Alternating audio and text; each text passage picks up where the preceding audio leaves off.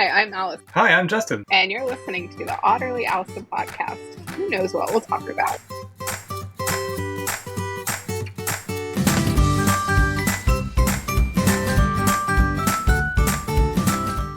Oh. Gamecocks. Oh no, we can't. Well, I married into it, so. You're embracing it? Are you standing up? I am. I've been sitting all morning. How's your morning been? So, well, the Tooth Fairy came. I saw that on Instagram. Very exciting. But our family, like, growing up, like, we didn't do the under the pillow thing. And, like, I thought kids were nuts. And so Dexter gets to do it the way I did it as a kid. So, which is? Yeah. So when we were growing up, like, as a kid, I didn't think anything of it because I didn't know any different. But our parents had us, and I think it was actually my mom's family that did this. They had you put your tooth in a cup of water by the sink. And then the Tooth Fairy, I think they told us that the Tooth Fairy would drink your tooth, which now I'm kind of like, that's kind of creepy. But the Tooth Fairy would take your tooth and leave money in the cup. As a kid, I never knew the whole pillow thing. Like, I thought my friends were nuts. And so now as an adult, I'm like, that's brilliant. Because I don't have to, like, go dig under a pillow, like, trying to find a tooth, you know. And so last night, probably a terrible mom, I'm not keeping his teeth. That's creepy. But I got glitter out and had, like, fairy dust and, like, dumped the water out and put some glitter in the cup and put it all over the $1 bill. And so he was like, oh my God, there's fairy dust everywhere. And he was like, oh, she left dust in the cup too. And I was like, well, what are you going to get with your $1? He's like, there's dust. And he didn't even care. Like, not even interested. That's a good thing. At all. So, yeah. That's awesome. But, so that's what our family did. And I, like, kids at school were trying to tell him about the pillow thing. He's like, we don't do that. And it looks like it's one of his front teeth. Yeah. Mm-hmm. Yeah. Well, he's actually too young because he's only 4, and they don't start losing teeth till they're like 5 or 6. But about 5 or 6 months ago, he decided not to listen to me and dove head first as I told him to quit jumping, and he hit his mouth on my knee and knocked both 2 front teeth loose. And one has tightened back up, but the other one has been just like hanging by a thread for like 5 or 6 months. And I even asked the dentist, I was like, is this okay? Because I obviously took him in, and then at his like 6-month appointments, I'm like, should this be out? And they're like, it'll come out when it's ready. And I'm like, feeding him apples and like all this stuff. But yeah. Oh man, you just brought back a memory. Lost it a little early. My brother tried tying a string to one of my teeth and shutting the door. You know, tying it to the door and everything. It didn't work. But yeah, that was a wonderful childhood memory. I did think, I'm not a parent, but when I saw it, I was like, he's 4 years old. Is he already losing his teeth? So that was my first thought. But I was like, what do I know? I'm not a parent. Oh. No, I even asked the dentist, and they were like, no, he'll just be toothless for a bit longer than normal. So it grows in, yeah. It's like, oh.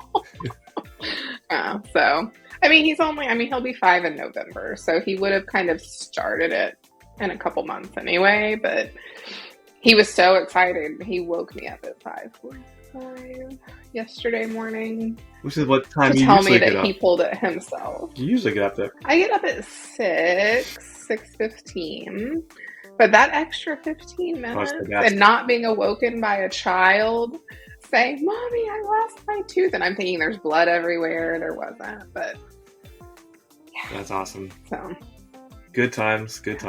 Memories you'll never... It's the reason I'm standing. He's the reason you're standing? Because I'm tired. Oh, because you're tired. Okay, got it. Yes. Got it. I'm on my other screen, my PDI is upgrading. I'm in upgrade mode right now, so we're a little bit ahead on our episodes, which is we want to be ahead. And yesterday, Utah General Availability Patch 1 came out. So I've got 2 instances that we're upgrading for work. Then I've got my PDI that's upgrading, and it just went red on me. So it caught my attention. I'm like, what's that? Lost connection to the server, whatever that is. Yes. Yeah. Well, and then I've been sending you all my Yes. CMA immersion stuff. Ooh, this isn't good. I'm going to share screen. I haven't looked at the stuff you sent me yesterday. Let me share screen real quick. Screen. I want to just share my entire screen. There we go. Tell me what you think if you saw this. Have you ever seen that? Loading. Oh. I haven't seen that particular image. Like, that's a lot better than it used to be. Used to just like nothing. 404 it. And I was in. You'll love this story. I was in the middle of a customer demo, and we are like 30 to 35 minutes into. I'm showing project something or ITSM, and this happens, and I was like, "What the?" I was like, "How does this happen in the middle of a demo?" So I quickly scramble to another demo instance, and I follow up afterwards. After it's all over, everything was fine. The world did not end, even though it felt like it was going to. Good. I follow up, and I won't mention any names, but our internal support was like, "Oh yeah, we got a notice like a week ago that they were going to be doing maintenance." I'm like, "Did you think to tell anybody while we're doing demos?" Hey, that's why I asked you before I used your demo instance for my work. Yeah. And I appreciate that.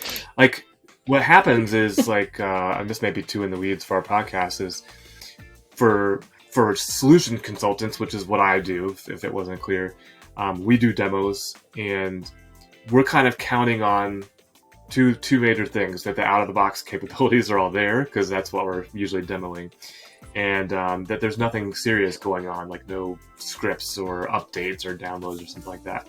Because, there's 4 of us. Demos may be scheduled anytime. And what we found is, if you let the technical teams in, like the delivery teams, what they'll be like is like, they'll have this, like Allison. Allison hasn't done this, for the record. Somebody has, but Allison hasn't. The technical teams will be like, well, I need to do this for the customer. And they're like, where's SecOps installed? And they'll go find where SecOps is installed. And then they'll just install something. And you're in the middle of a demo. You're like, what's going on? I have no idea what's going on. So that's why, it's nice when Allison checks in. Yeah. Well, I also help. I mean, I've helped others with the demos, like setting up portals and building a custom app with the former associate solution consultant, which it was fun to do that with Connor, because he was like, oh, I get to kind of see how one's made. So like we walked through and built it. So you want to hear something funny about that? I think when you walked him through it, he did it for every demo. Connor, you're going to kill me for talking about this, but I think every demo he would go make a portal for the customer. And if you know ServiceNow, they're like, that's one of I got to be careful here. That's one of the things that they do, is they make a custom portal usually for the customer. And him and I were talking one day, and he showed me, and I was like, honestly, I've never, ever made a custom portal for a customer. Like, I always show them out of the box and then talk to it. Yeah. No. I make it pretty. Like, when I was in my architect days, when I would do my workshops, I would go brand my entire instance. If I had access to theirs, I would go ahead and do, like, the branding and stuff, at least what I thought they would want. And every time I would do my workshops, they'd be like, oh, that's our instance. I'm like, well, actually it's mine. But, and it would like help through the workshops, because they would already think it was theirs. And so not something foreign. Yeah. Well, speaking of Utah, I've been just taking it all in. Theming is supposed to be a lot easier. And what I think is neat, and I've seen it. Yeah. It goes to mobile now. So you can set your theme in the core instance, and whatever you do goes downstream to mobile. Now, I haven't tested it, or I'm not good with colors and themes. That's really why I don't mess with it, because whatever I do, it's going to be ugly unless someone says, here, do this. Right. But I think that's neat for those that are doing that, like that you don't have to go configure mobile now separate from. Yeah. What's so funny about the theming, so once again, in my old days of doing workshops, a lot of the IT people that we work with are males. And this is no offense to any males we work with, but I would spend so much time trying to find like the perfect like icons and portal images. And my most favorite customer I ever worked with. They were a golf supply company, I guess you would call them. And we were looking at their portal, and I was like, when we're doing the portal, we need to engage the end users. This portal isn't for you. It's not for IT. It's for the people that are going to use it. And we went back and forth about it, and I was like, just trust me. And they're like, no, let's put it together and then show them. So they gave me this photo that, Justin, I don't do clowns. They're not my thing. It looked like, it was like dark, and it looked like there'd be a clown waiting on like hole 8 to like murder you. Like, it was just dark and like creepy. And I was like, guys, like, how many golf courses have beautiful photos like that are associated with your brand? Like, there's hundreds, I'm sure.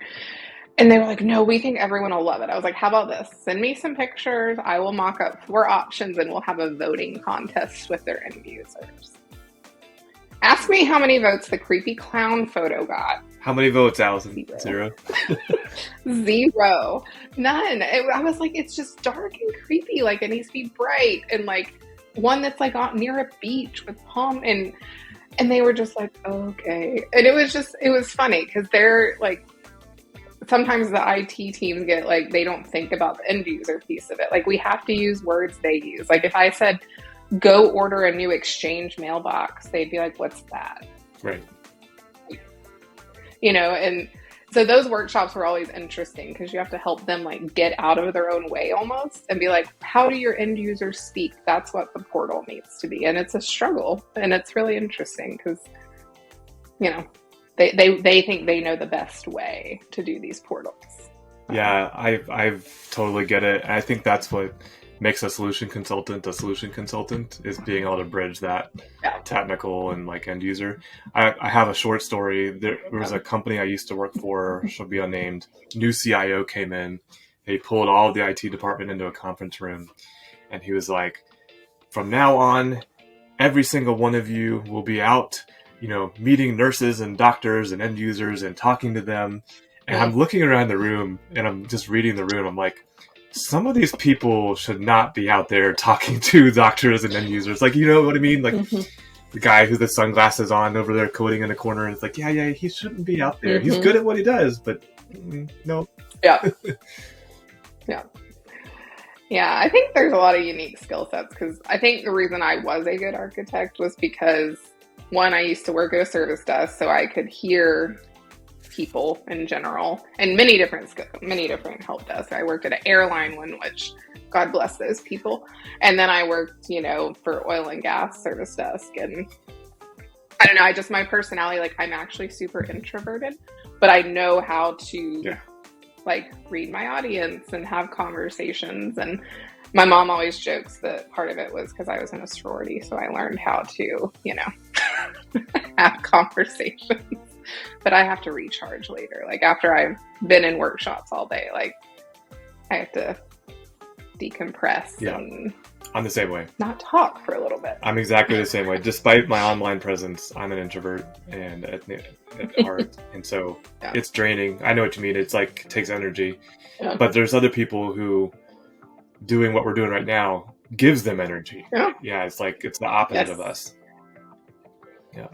Well, this actually, I don't mind, because like, we're friends, and so it's like we're having a conversation. So these don't drain me. Like, you know. I do nothing but stress out over this. What are you talking about? I've got spreadsheets and Word documents. When you're with Well, but when you're with customers, they're more draining, not because they're difficult, but because you're trying to guide them towards, like, I know you do it this way today, but there's a reason we're going away from that. And so you're having to constantly, like, sell, essentially. And I am not meant to be a salesman. Yeah. I can sell for so long before I get tired of my own self. Like, come on, Justin.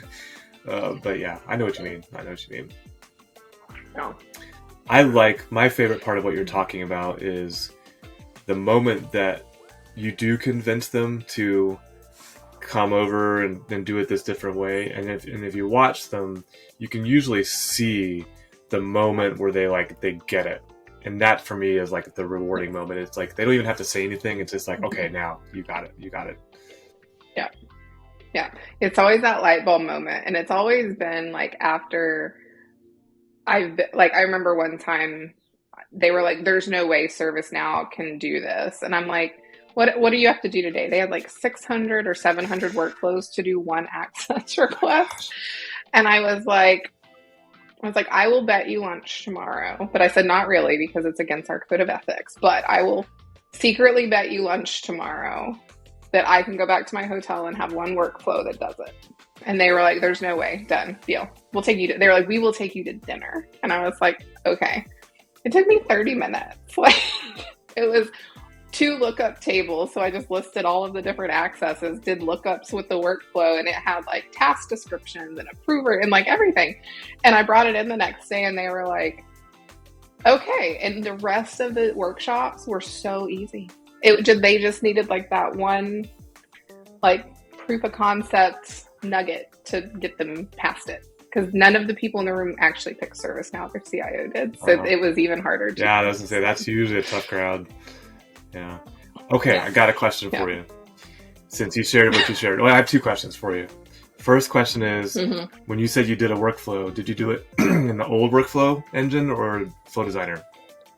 It was before Flow Designer came out. All right, fair enough. Second question is, because this wasn't out when you did it either, have you, and this is something I've been messing with, I just discovered, have you used decision tables yet? Not yet. Okay. No, I'm not in the weeds like I used to be. So when I'm in projects now, there's been an escalation, the customer's unhappy, like the last, literally, I just did a workshop Monday with a CIO that was struggling with our team. And so I went in and, listened and figured out what she wanted and got it done for her. The one before that, they escalated the whole project. So I had to take over the whole thing. And so I was just the workshops and the stories. So, okay, you can't stop there. It's not all bad, right? Like you do have... No, but the advisory workshops I normally do are not, they're meant to be like, I have a unique skill set of, I know the technical, but I also know how to have conversations that are surface level where we're not getting deep in the weeds. And so most of what I do is road mapping, strategy. When I get into the technical workshops, it's when there's been an escalation or the customer's not happy and they need someone to come in and like level set. Out of like 2 partners ago, one of our EMs at the time, his name's Colin, I doubt he's watching this, but he was like one of my favorite people. And he was like, have you ever seen, and I forget, I think it was in Pulp Fiction, he was like, you're like the wolf. And I was like, you're like the fixer that goes in and just smooths everything over. I was like, I think that's a compliment, but thank you.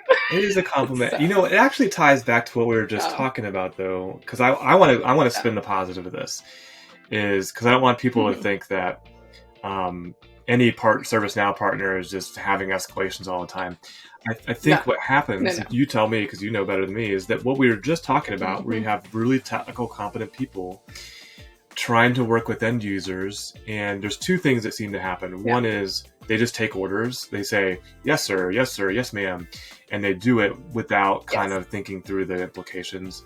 And then the second one is there's just a lack of a human connection, to put it simply. Like when I talk to person X, I don't feel like I'm being heard or listened to, and that's where I think you get pulled in to kind of to bridge those things. Yeah. Well, and if they're younger, like I say that like I'm super old, but when I was first starting in my career, like anytime someone would say something to me, I just took it personally.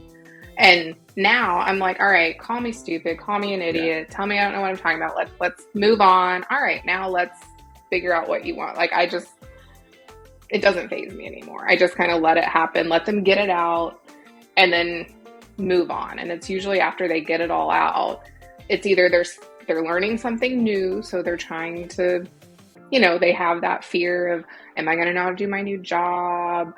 All this stuff. And so I used to I don't do this as much anymore, but I finally was like, okay, I need to take what they're saying, figure out how to spin it into good constructive feedback of how I could have done it better that made them call me, whatever.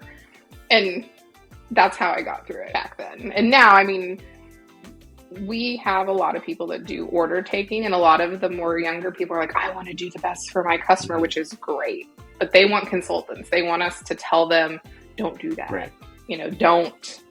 Don't build all these custom fields when you could just change the label. Yeah. Don't go and overhaul something just because you can. And there's many ways to say don't do that. There's multiple ways to deliver that message, and that's an art. It's a skill. Mm-hmm. Yeah. You sound like you were very self-aware when you were younger, since you didn't use air quotes. I think a lot of maturation is what I was trying to say, is developing that self-awareness of like, hey, they said this, but I'm not going to take it personally. Like, how can I improve, I guess? Yep. Do better next time. Yeah. And it's, like I said, you learn it as you go. And I had really, really great architects and seniors on the projects I was on who I could say, hey, so-and-so, they said this, help me understand, what I should have been doing. And just really great people that were my seniors that I leaned on to help me get through those, which was great. And a lot of people are scared to do that. I don't really care. I kind of I'll look dumb. It's fine. I'll ask a question. So I think when people don't do that, they miss out on a lot. Yeah. You just made me think too, a lot of times, you ask when you don't know something and you ask a senior person or someone who knows it and you ask them to tell you or teach you or whatever, you're both benefiting from that. You're benefiting because you don't have the knowledge or the experience that they had in troubleshooting or doing something. And they're benefiting because, not forcing, but the exercise of them explaining something to somebody helps them understand it even more. So it's really a win-win for both. As long as you're not like that annoying person who just doesn't try to figure out anything on their own and just reaches out. That's annoying. So. Yeah. When I used to be on projects and my juniors would reach out, I'd be like, well, what did you try? What have you, looked up that didn't work? And if they said, well, I haven't, I'd be like, well, go try, and then come to me and we'll talk through the options and which ones. I wouldn't just instantly help them, but I would also say, if you're not sure where to start, here's some things to start with. Here's some things to look at that maybe you didn't think about. And most of the time they'd be like, oh, okay. And other times they'd be like, oh, I just didn't know where to go. Right. So it was really interesting, but as long as they would talk to me. But I also tried to make sure I never made them feel bad about doing it or make them feel like they were a burden for asking. Because I have had some seniors that are like, I don't have time for this. And I'd be like, oh, okay. Sorry. Yeah. And so I would go find another senior that I knew I had worked with that knew what I was talking about. So there's a little bit of, you have to make the time as well. And some people don't want to. And yeah, sometimes that just isn't a good fit for a culture, working where we do, it's like, we have to grow, we have to get better and learn. And I think sometimes that means even if you are busy and, doing something, there's always time at some point to help that person. I know I feel like I get guilty sometimes because I do have a lot going on that I'll have to be like, I can't right now, but I can tomorrow or later if it's urgent. I would go to this person, but if you can wait. So I try to at least say I will help you, but it may not be immediate if I can. I don't just shut it down, but I feel guilty about it sometimes. I want to help where I can. I think we talked about this in the last episode or one of the previous ones where I'm starting to get it more and more from external, because of the visibility and I've had the same guilty feeling too. It's like, man, I don't want to say no, but it's kind of I got a lot going on. And so I've been trying to do like you say and be like, okay, well, I don't have a lot going on 2 weeks from now. So, I'll offer that to be like, hey, and you'd be surprised how many people don't take you up on it. They want something immediately, and it's kind of like, I've made commitments to people and to certain projects and stuff. So. Yeah. But that's also what's great about the community site. I mean, I know when I was first starting, I didn't know how to write code other than HTML. That's code.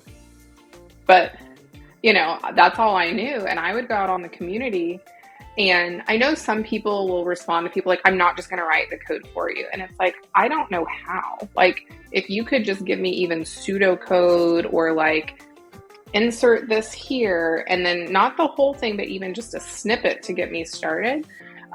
Like, that's where I used to struggle. And as people would help me and like give me the snippets and give me like, this is a business rule, and I'm like, oh, okay. And then I could go look at out of the box examples and see like, oh, that's what I need to write.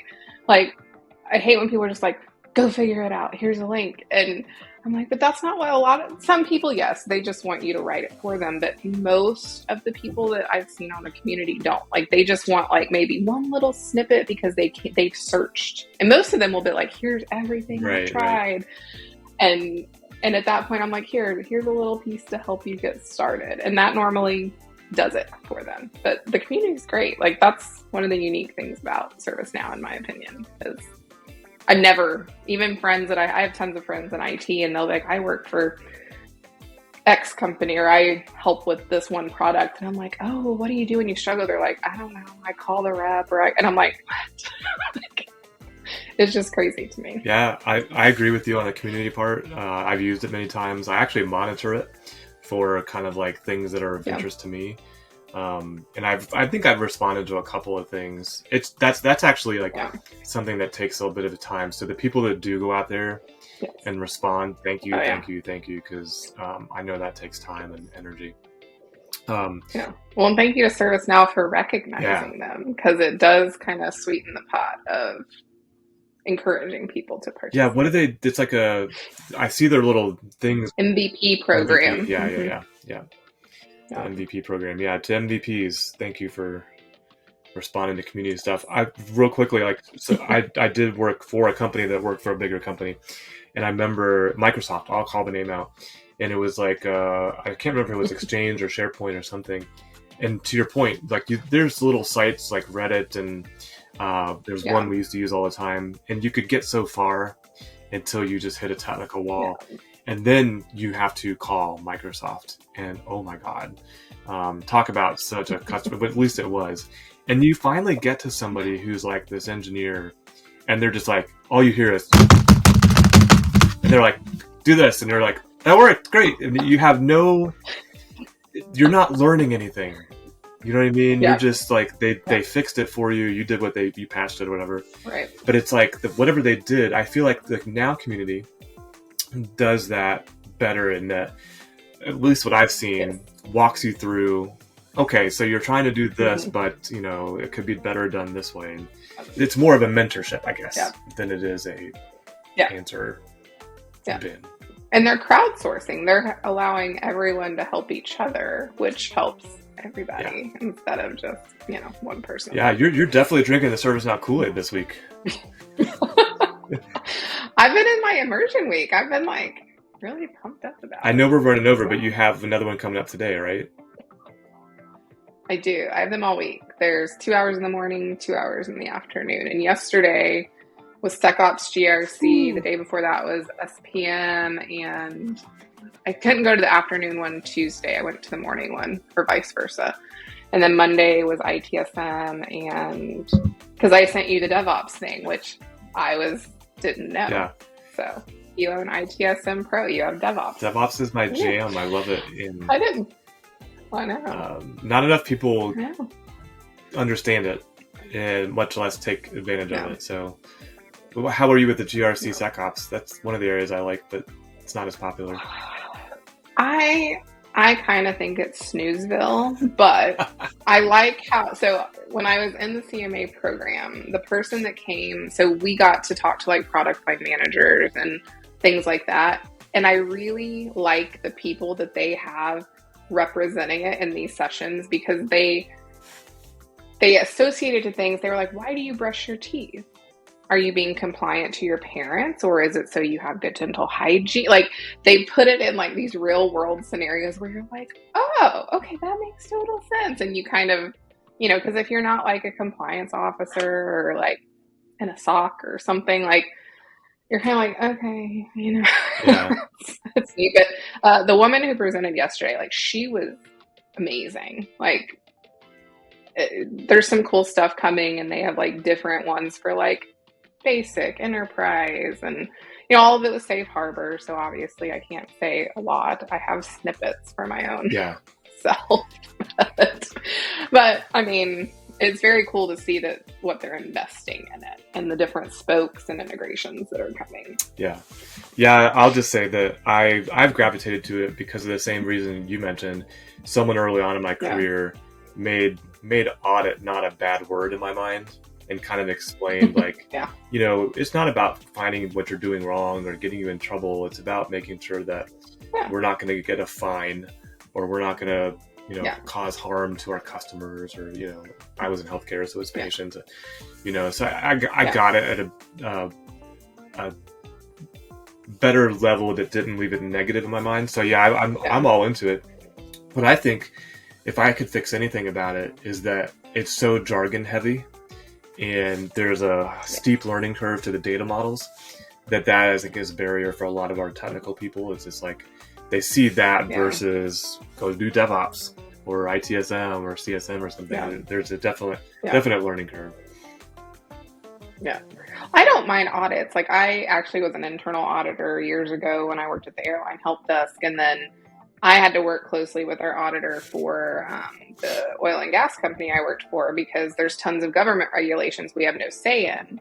But then also the auditors, what I actually learned, I learned this from, we had a very good auditor. He was a nice man, which apparently people think auditors are mean.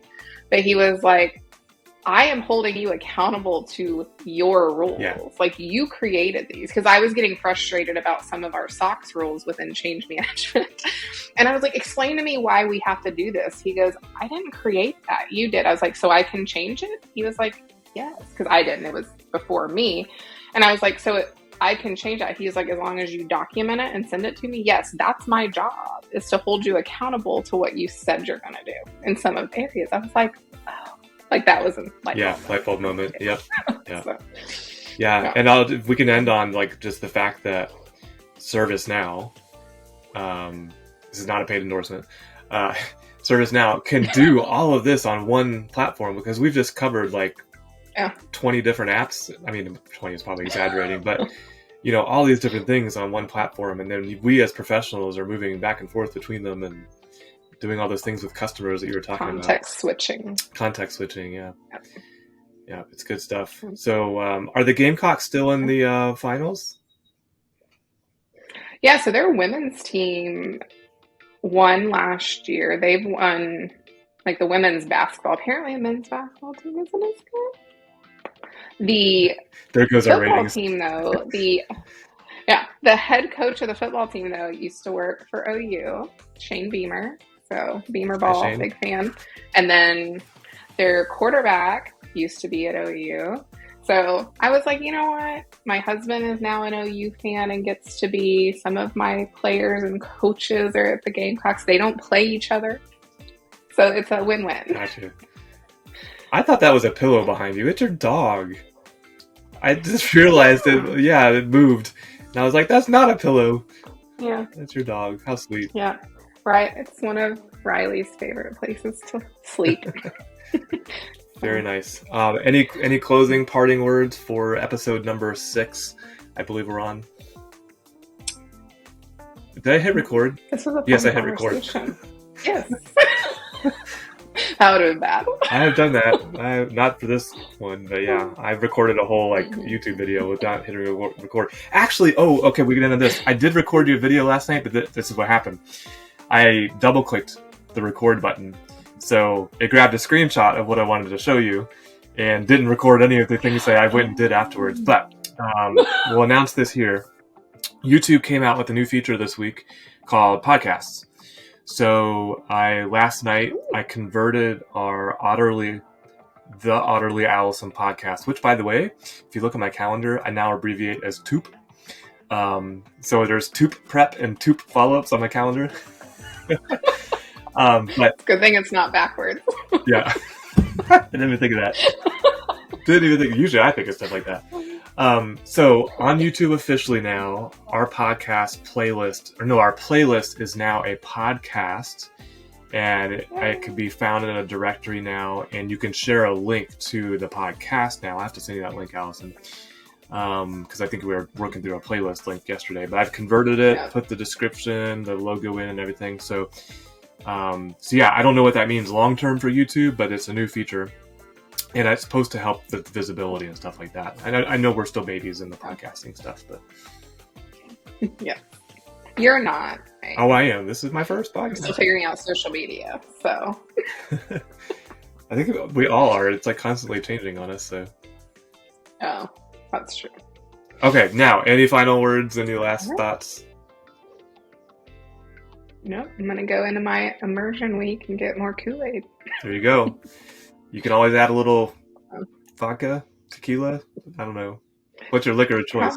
Probably not at 10:39 a.m. But yeah, maybe it's after. Gotta keep that liver working. Tito's. Tito's. It's my Tito's. Tito's and red wine. Mm-hmm. Well, what did you call that box Bordeaux? Cardbordeaux. Cardbordeaux. Okay. Yeah. You need to give me some. I want to try it now. My boss actually gets mad at me. Well, so my boss gets mad at me. She's like, I pay you too much to be drinking cardboard box wine. And I'm like, yeah, but it's fine. You're just going to pee it away anyway, so. It's one of those, if I'm like having a nice meal, I'll get better wine. It's more of my like, it's stocked in case it's like, you know what, I've had a rough day and just need a quick glass of wine. Do you ever go over and like the tap? I have not done that, surprisingly, but no. That'd be tempting, I guess, if you lived alone. Yes. I'll have to tell you sometime about when I worked in marketing for a while. I think I did, but yeah. Okay. And the cardboard wine. So. Cardbordeaux. That is the name of the episode. Cardbordeaux. I like it. We could be drinking fake glasses of Cardbordeaux still during our episode. But there we go. I'm drinking tea, so. I'm drinking my Zevia because I've quit Coke Zero. That's right. You quit it on like the worst day ever. I did, yeah. Not ever. But I've stuck to it. That's good. You went through the worst day, so everything else should be easy from here. And I'll end on my PDI is upgraded. It literally upgraded while we were recording our podcast from Utah release candidate 1 to Utah patch 1. Nice. So that's pretty good. So go get your PDI updated, Allison. Yeah, I need to spin up I'm on a wait list. So. Oh, wow. Oh, God, what would I do if I was on a wait list? I have access to yours, though. So That's true. Oh, no, actually, yeah, I recorded an episode. Okay, well, I know we're supposed to end, but I recorded an episode. I disabled all my users in my PDI. I locked it down. So I wrote a flow with a decision table, which is why I asked you about that. My first decision table, and it locked down the entire instance. Here's why you should watch the episode. There is an account in your PDI that you've probably never heard of that you can't inactivate. Ooh. Because there's a rule. I used to always do the system property. The system property? You can lock out anyone who doesn't have admin just with a system property. Okay, now I got to make an episode on that. All right, send me that offline because I didn't know about that. Because that would have saved me time making a flow, but it was still fun. But yes. Right, you learned and had fun. I did. I learned about this special user, which you probably still don't know about. You may know about it. You're a CMA. You probably know about it. I don't get my PDI a lot anymore, though, so I may not know. Oh, I should check the production instance to see if this user exists. I should. I'm going to. I was in Demo 7 earlier, looking something up. Oh, yeah. For an SC. Yeah. So I'll have to go see if it's in there. Be careful in there because it's about to be Z-booted like any second. Yeah. Yeah. Well, you need to tell your team because I was looking. Oh, I did. They know. I know. I checked that box, yes. Okay. Was it Connor? No. Oh, was it? No. He's out of office. He's on PTO. Oh, that's right. No, Connor is, right? Yes. Yeah. We're going to have Connor on. We talk about him like every episode, so we're going to have him on so people know who he is. Yep. Yes. All right. He'll be excited to join. Well, you have 17 minutes before your immersion into the Kool-Aid pitcher. Yes. Yeah. All right. Talk soon. Go Gamecocks. All right. All right. Have fun. And don't forget to wait for the video to upload. I will not.